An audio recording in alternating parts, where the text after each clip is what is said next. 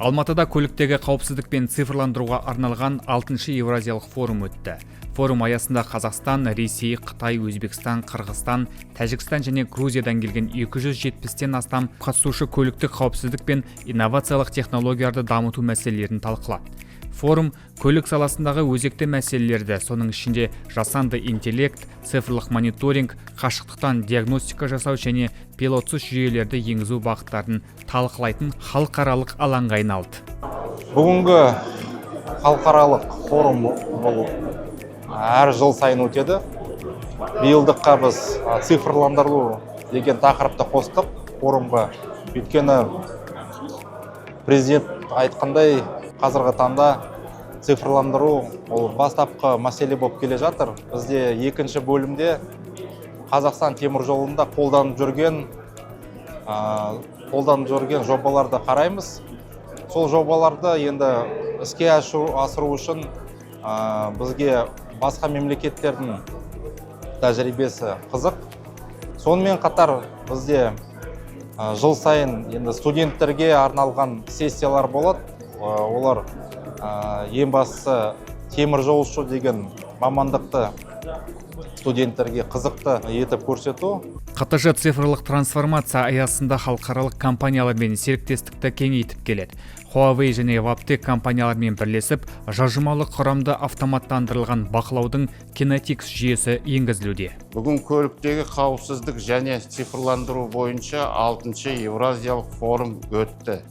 Біз өзекті мәселелерді жасанды интеллектті енгізу, қашықтықтан диагностика өтпелі, мониторинг және пилотсыз технологияларды талқыладық.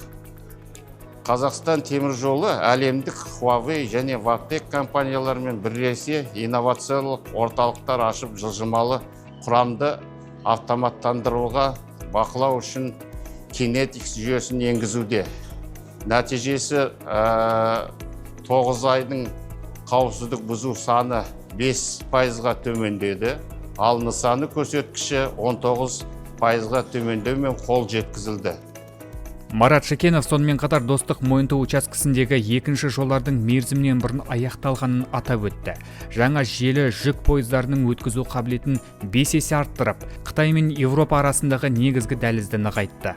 Сондай-ақ Алматы айналма темір жолының құрылысы жүріп жатыр. Ал Дарбаза-Мақтаарал бағыты өңірлік және халықаралық байланыстарды кеңейтеді.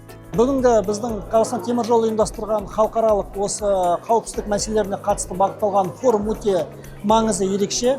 Қауіпсіз болған темір жол бірінші кезекте ол біздің еліміздің жетістігі, ол еліміздің экономиканың күре тамырына айналуы. Сондықтан да осындай халықаралық дәрежедегі өтетін қауіпсіздікке қатысты форумдар біздің еліміз үшін, біздің Қазақстан темір жолы ұлттық компаниясы үшін оған өте қатты маңызды. Біз ары қарай осыны дамытып, жылдан жылға жалғастыруымыз қажет. Өйткені мен өзім бұрын соң темір жол саласында жұмыс істегеннен кейін мен білемін, бастысы темір жолда бұл қауіпсіздік. Ал неғұрлым қауіпсіздік сапалы түрде сақталса, соғұрлым біздің логистикалық мүмкіндіктеріміз одан сайын тек қана көбейе түседі. Форум бағдарламасында көліктегі қауіпсіздік, цифрлық трансформация және кадр дайындау тақырыптарында панельдік сессиялар өтті. Сонымен қатар көлік және логистика өнімдерінің көрмесі ұйымдастырылып, қатысушыларға достық естелік медалі табысталды. Қатысушылардың айтуынша, көлік қауіпсіздігі мен цифрландыру Еуразия елдерін біріктіретін ортақ мақсат.